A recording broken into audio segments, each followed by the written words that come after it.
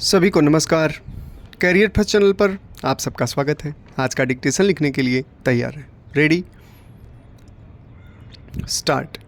महोदय, सभी प्रत्याशी निर्वाचन क्षेत्रों में जमकर पसीना बहाते हैं, पर जिसे जनता सर आँखों पर बैठाती है उसकी जीत सभी स्वीकार करते हैं।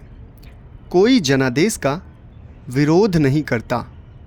धुर विरोधी भी जनता के आदेश को पूरी विनम्रता से मानते हैं। यह तो सिर्फ एक उदाहरण है। हम जितने अधिक परिपक्व हुए हों, वह क्या किसी से छिपी बात है। अब मुद्दों पर राजनीति होती है और विकास व तरक्की सरकार के बुनियादी काम होते हैं। हमारा लोकतंत्र अब तक आदर्श नहीं बन सका है, लेकिन इसमें गर्व करने लायक कई सारी चीज़ें हैं। अच्छी बात तो यह भी है कि यह लगातार समृद्ध हो रहा है। यही कारण है कि भारत के साथ आज़ाद हुए कई मुल्कों में, जहां आज भी लोकतंत्र अपनी जड़ें जमा नहीं पाया है, वहीं भारत में यह फूल फल रहा है। चुनाव की ही बात करें तो सभी को अपने मुद्दे या विचार जनता के सामने रखने के समान अधिकार हासिल हैं। हाँ, चुनावों में ज़रूर धार्मिक ध्रुवीकरण की कोशिश कभी कभी की जाती है, लेकिन मतदाता अब काफ़ी जागरूक हो गए हैं और सांप्रदायिकता को वे नकारने लगे हैं। इस आम चुनाव में ही राम मंदिर का निर्माण भला कहाँ चुनावी मुद्दा बन सका। इसी तरह हिंदू मुसलमान करने की कोशिशें भी रंग नहीं ला पाई।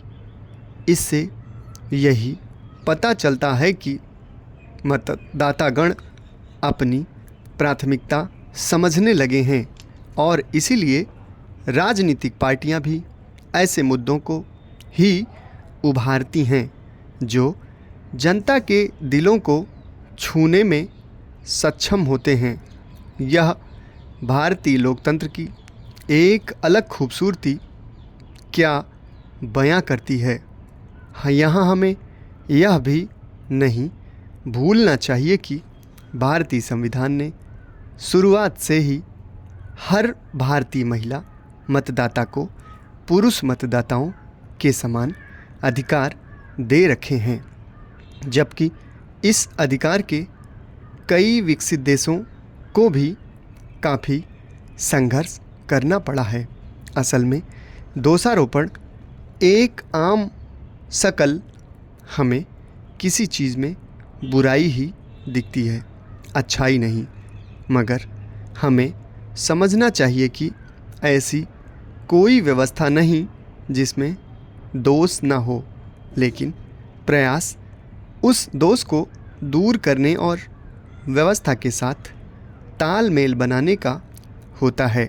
यह भी वजह है कि भारतीय चुनावों पर दुनिया भर की नज़रें होती हैं और वे निष्पक्ष व स्वच्छ चुनाव कराने के लिए चुनाव आयोग को बधाई भेजते रहते हैं।